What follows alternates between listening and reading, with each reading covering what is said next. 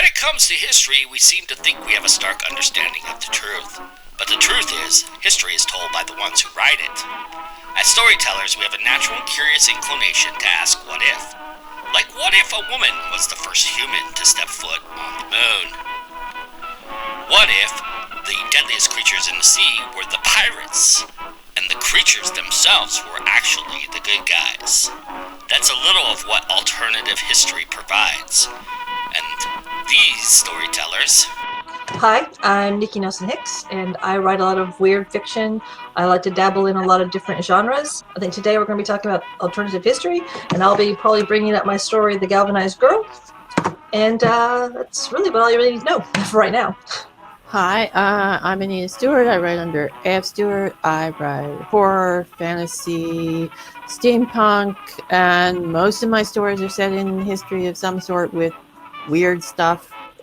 Things changed, strange situations, and monsters. So yeah, that's me. Hi, I'm Rosemary Claire Smith, and I write science fiction, I write fantasy, I write horror. I have a game out, T-Rex Time Machine, and I've been known to write some alternate history, including a story that's going to be coming out in the July and August issue of Analog Magazine. This is a periodically, but this is the May-June one. The July-August one will have my story, The Next Frontier. Hi, I'm Jenn Thompson, and for those of you who haven't heard of me, I run the beautiful IABE, otherwise known as Indie Author Book Expo. We focus on uniting readers, writers, and authors to build better books, and I think I'm here more on the publishing side of things, as far as publishing fiction and just kind of going into what history has to do with fiction. Hi, my name is Madeleine Holly-Rosing. I am the writer-creator of the steampunk, supernatural, prose, and graphic novel series, Boston Metaphysical Society. These writers are here to tell you the why and how the course of history is due for a rewrite. In this episode of Genres, Alternative History. All women signed up for this panel, and it was just a neat observation. I'm cool with that. I'm all for it. And there was a brief explanation. Nikki, you want to tell everybody why you think that came to fruition? Because I think women want to change history more than men. I mean, especially the way we've been treated in history. We're probably the ones who want to change history far more than men would. I would agree with that, definitely. The story that I wrote that's coming out in Analog is my attempt to change history and to add women to it, specifically to add women to the space program in the 1960s. As astronauts? Because we had women working in the back. But as astronauts? Yes. Yes, as astronauts. The Soviet Union had a number of cosmonauts, over 10, maybe even a dozen. They had plans, though it didn't go very far, at one point to have an all-women crew of 4 or so. They had plans to have a woman walk on the moon. As some of our viewers probably know, they had the first woman, Valentina Tereshkova, who went into space in 1963. So there were a lot of firsts. But in the United States, there were no women in the official program, although there was what was known as the Mercury 13, which was a number of women who had been in aviation and were going through some of the same training as the male astronauts. But it did not get very far. So you're writing from the perspective of that it did get far. What I decided to do was, this is the alternate history part of it, is to say, well, what if a cosmonaut had an opportunity to defect to the United States? And I looked at the Paris air shows as a potential opportunity for that, because the cosmonauts and American astronauts did actually get together at a couple of the Paris air shows. So I kind of had an opportunity, and then I thought, well, what if the cosmonaut who defected was a woman, and how would NASA react to that, and what would be the political dynamic in the United States, and so that was my starting point. It wasn't the traditional. What if the war had gone differently? What if the military genius had died in infancy? And any of that kind of stuff. I had a different area of history that I really wanted to change. There is a ton, as we've just exhibited, a ton of research that goes along with this genre in particular, and creating a storyline behind it, because there has to be just a smidgen of truth, at least, that you can turn around, even if you turn it on its head or you change it drastically. You're changing it from a pinpoint perspective that existed before, whether that's with a real life person that existed, or the event itself. And there's all kinds of different ways to approach it. So I'm curious from you all, is that the draw to doing stories like this, or the burden, maybe even, because I don't know I think all of us here probably enjoy research, but I don't want to assume that. But in terms of creating a storyline, are you thinking of the storyline first, or is the research what leads you down a rabbit hole to a story, or is it just matters on the story? It's setting. It's usually some era or some historic setting that I'm interested in, like with the one I'm working on now, which is where I'm integrating paranormal folklore into Renaissance history. It was Venice that interests me, and that's where I wanted to explore and research history from. And going on the theme of women, I actually found something very interesting in Venice about the nuns, because I was researching the church, because the church is, of course, part of Renaissance history, and it has to be part of the book. And I found out the nuns had a heck of a lot of power in Venice at the time, and they basically could make or break the Doge in some cases. Oh my! Yeah, I mean the nuns were forced to be reckoned, so much so that then later years they actually suppressed the nunneries. Makes sense. Yeah, they probably had money they too. were not like the nice, sweet little nuns. No, I bet they had money. Chaste. I mean, they had guys coming in and out the door. Oh my! Yeah, they were sexy nuns. Party girl, party nuns. Yeah, party girl. Well, party nuns of Venice. Yeah, but that's because a lot of the second daughters and third daughters of the elite families of Venice, they went to the nunnery. They were kind of shoved off into the nunnery because, don't want to pay the dowry for a second daughter. Right. Yeah, and we don't have any connections for her anyway, so just shove her off into the nunnery. And they found in the nunnery that they had a lot more freedom, ironically, because the nunneries had their own businesses. They were very entrepreneurial, so they had money. Yeah. So, daughter said, okay, we'll go to the nunnery and we'll just have ourselves a fine old time. Same thing with many of the brothels inside the Midwest during the Western days. Many of the brothels, quite frankly, made a lot of money, and they were giving out charities to orphanages. They actually built up schools of the brothels. So actually, the prostitutes and the sex workers of the town had all the monies because they had all the power. Yeah, that's fascinating to me. I went through a really deep rabbit hole a few years ago into prostitution. I don't know why. I do that sometimes because I'm a research nut, and I went to a deep, and I found this out. And I was just fascinated by the fact how much power that many of the brothels had. I mean, even for a young adult fiction novel, I still really had to dig in deep. It's my title is called The Watcher, but what I really had to dig into was strong women figures in the Salem witch trial era.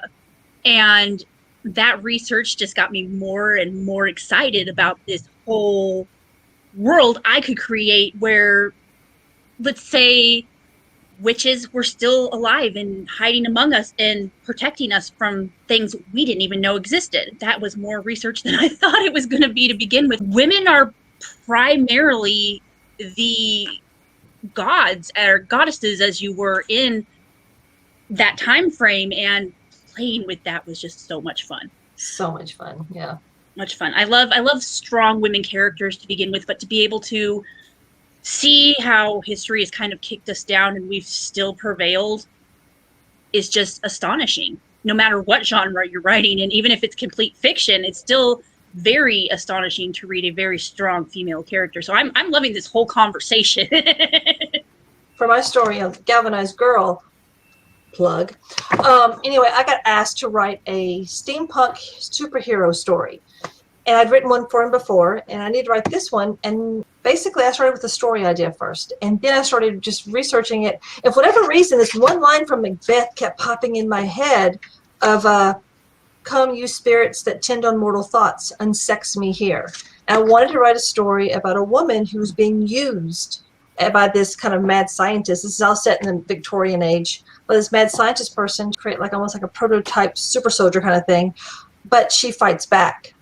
And she's not what he thinks that she's going to be. And that's what I played with.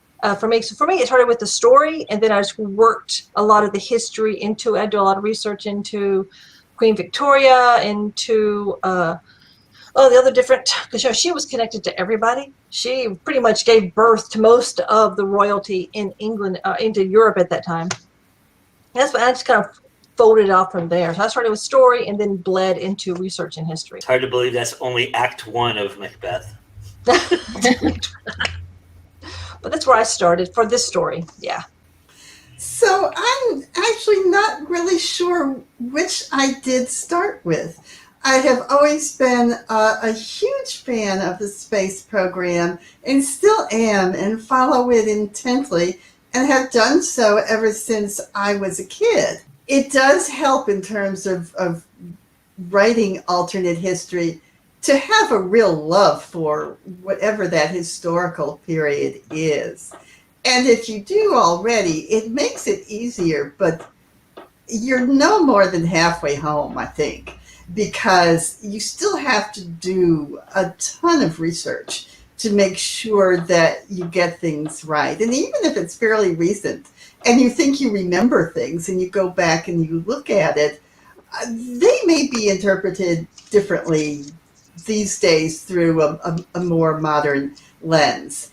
And there's also the people that you're writing for, because some of you readers will know a little bit about the era. They'll have the basics. Some of them will just be completely into it and know all sorts of details. And you want to have a good story for both groups, I think. You don't want to lose entertainment also because you're kind of teaching, but you don't want to lose the story. I've read stories that were based in historical fiction, and because the person was so focused on getting everything completely accurate, the story was lost. I got bored. I don't care what they had for dinner. I don't care what they wore. I mean, it's going to be interesting, but at the same time, don't spend an entire freaking chapter on it. I don't care. Where's the story? Don't lose me. Yeah. I've read stuff. But alternately, you actually have to do all the research for one line in that I know. story. The thing is, you put all this research and then you use it for one line, and no one knows all the crap you've gone through just to find out this one thing.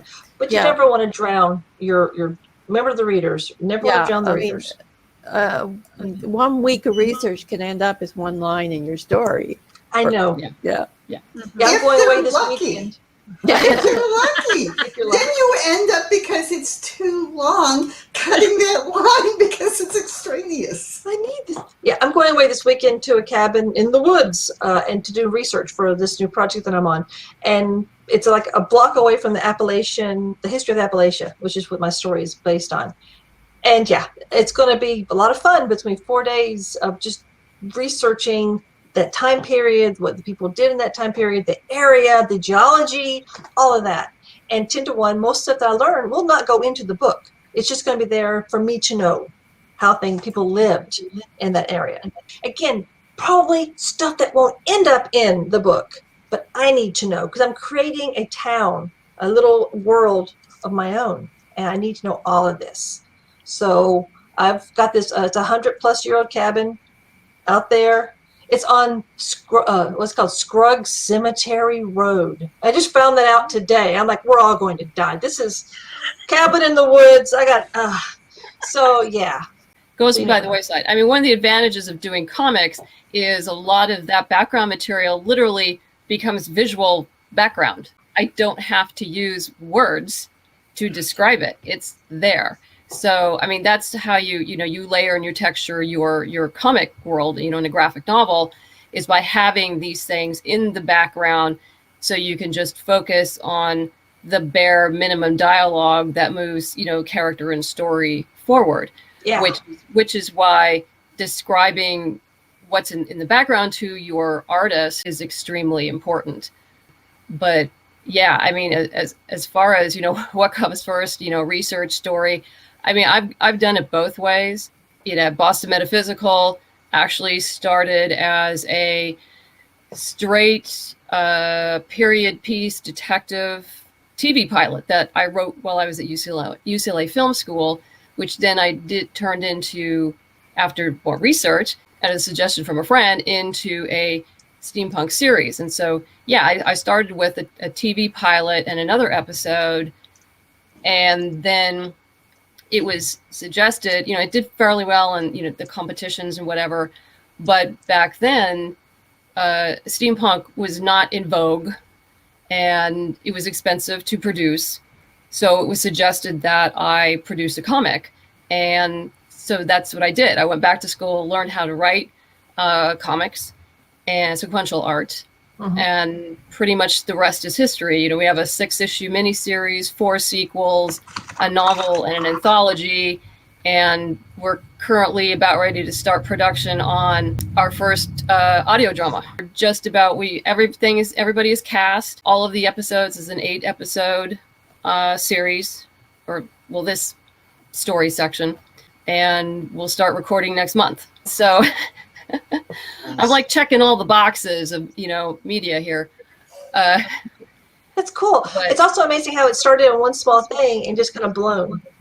That's gotten such to me, because that's why, for me, my little town started with a 2,000 word short that I wrote for a contest, and I've just kept working on it, and it just kind of grown into this world that I want to eventually actually get down on paper. So yeah.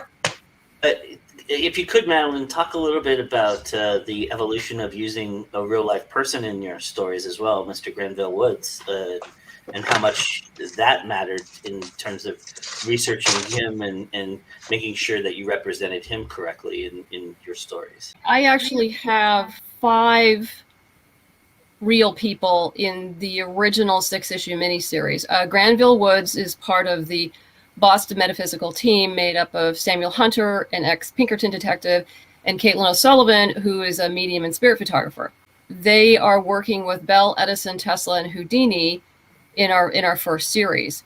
And it's one of those things where, yes, I did research on all these people, but because it is fiction and it's set in an alternate history, I tried to stay, close to the core of who these people were, but I wasn't a slave to the history at all. Tesla is an ass. Absolutely. I have treated him such. He's brilliant. But he is obsessive. He's obsessive compulsive. And that's the real Tesla was obsessive compulsive. And so you do see that through line. Granville Woods, who's part of the Boston Metaphysical team, is not a well-known scientist. He did live during the same time period as Tesla and Bell. He actually sold some of his inventions to Bell because as an African-American man, no one would buy it from him. I dug around in history and found him, and he's been pretty much forgotten. But he was responsible for railroad switching technology that allowed communication between moving trains, which, if you think about it, is kind of important so they don't go boom. Boom. That brings up a good question, though. How much do you let truth get in the way of a good story? Not much. Me either. No. No. Truth out the window. I'm God. I can do whatever I want. Yeah. So That is right. But Yeah. but I kind of want to say I think you do have to sometimes work harder on it if it's a truth that everybody knows. And working with the 1960s space program, it had to feature people like Pete Conrad and Deke Slayton, Buzz Aldrin and Neil Armstrong.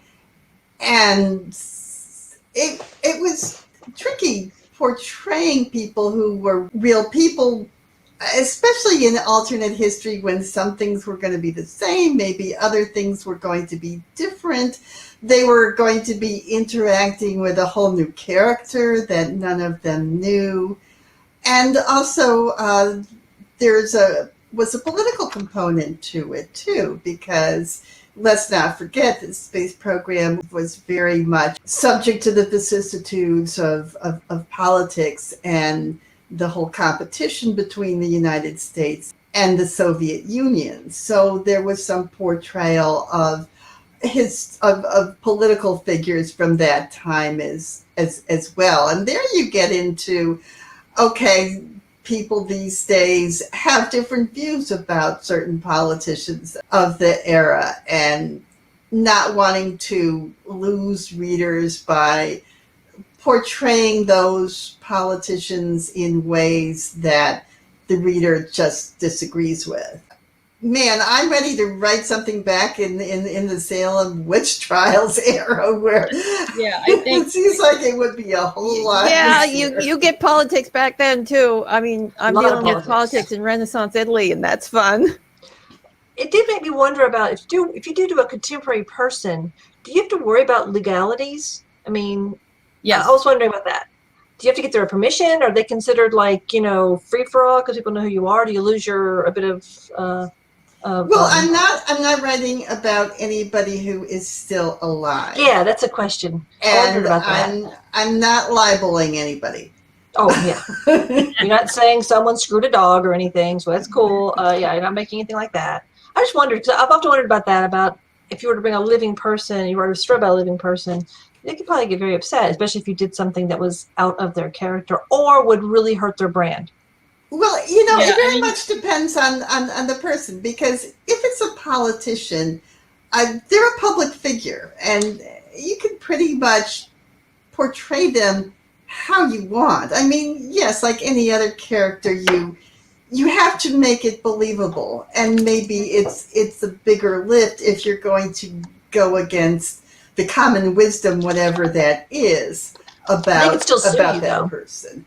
They can sue you. I mean, Trump's been suing people left and right. Yeah, I mean, anybody can sue. Can they bring a successful case? If you're what are you going to get?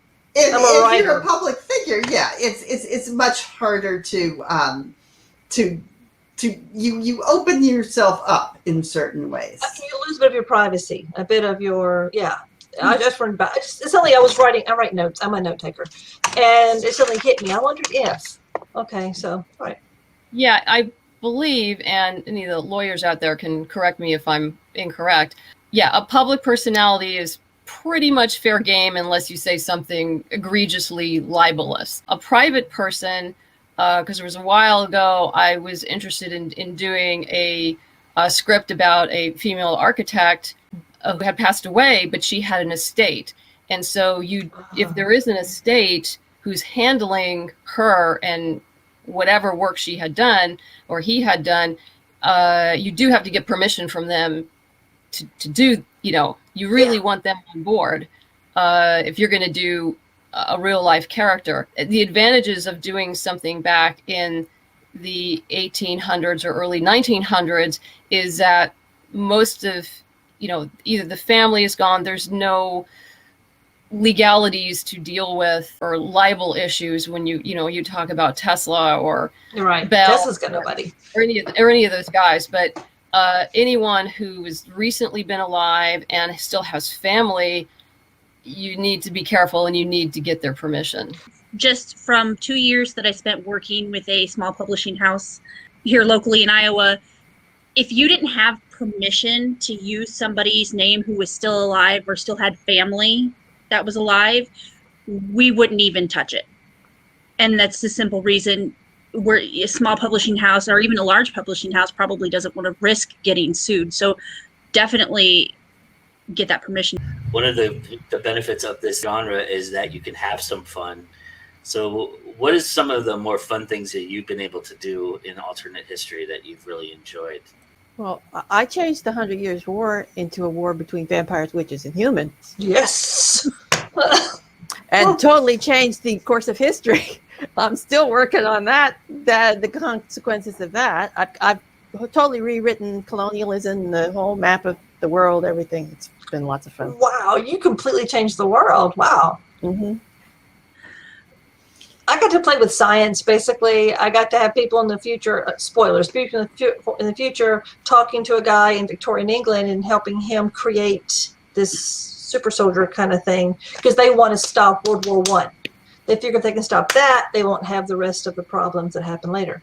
So I got to play with that. To me, that was just playing with science. Well, I love studying history. I always have. I love the paranormal and the supernatural. So I guess I kind of accidentally fell into steampunk, which ended up sort of being the same sort of kind of. It's been a very interesting journey, and never one that I ever expected to take, because I'm actually trained as a screenwriter, and which ended up being very good for comic book writing, for transferring that over, and